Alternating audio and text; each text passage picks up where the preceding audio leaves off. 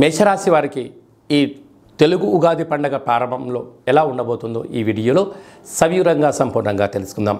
మేషరాశిలో ఏ నక్షత్రాలు వస్తాయనగా అశ్విని నక్షత్రంలోని 4 పాదాలు, భరణి నక్షత్రంలోని 4 పాదాలు, కృతికా నక్షత్రంలోని 1 పాదం కలిపితే మేషరాశి. చాలామందికి పుట్టినటువంటి కాల సమయంలో డేటా బర్త్లు లేనటువంటి కారణం వలన మీ పేరు యొక్క మొదటి అక్షరాన్ని అనుసరిస్తూ రాశిని తెలుసుకునే ప్రయత్నం చేద్దాం. చూ, చే, చో, లా, లి, లు, లే, లో, ఆ అక్షరాల వర్ణం మేషరాశి జాతకులే. మేషరాశి యొక్క అధిపతి కుజుడు.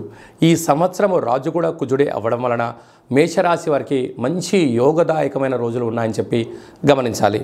అలాగనే 9వ తారీఖు నుండి 15వ తారీఖు వరకు పుట్టినటువంటి వారందరికీ మేషరాశి జాతకులందరూ కూడా జన్మదిన శుభాకాంక్షలు.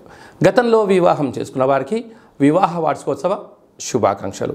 అలాగనే రాశిలోనే బుధుడు, గురువు, 6వ స్థానంలో కేతువు, లాభస్థానంలో కుజుడు, శని, వ్యయంలో రవి, శుక్ర, రాహు సంచార స్థితి ఉండడం వలన, వ్యయంలో రాహు ఉండడం వలన రాహు సంపూర్ణమైన నరదృష్టికారకుడు, వాస్తుకారకుడు, చక్షుకారకుడు, అపోహను కలిగించే మాయాకారకుడు అవ్వడం వలన మేషరాశి వారు ఈ సంవత్సరం అద్భుతమైన విజయాన్ని సాధించాలి.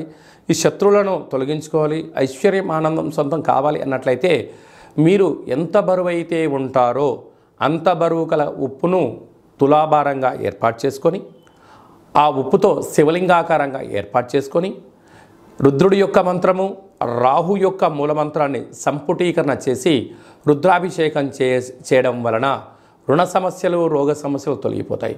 అలాగనే సాఫ్ట్వేర్ ఉద్యోగస్తులు, హార్డ్వేర్ ఉద్యోగస్తులు, వ్యవసాయ సోదరీమణులు, గృహ భవన నిర్మాణ కార్యక్రమం చేసేటువంటి అందరికీ కూడా ఈ చిన్న రెమెడీని ఆచరింపజేయండి. అద్భుతమైన విజయానికి మీరు కేంద్ర బిందువు అవ్వండి.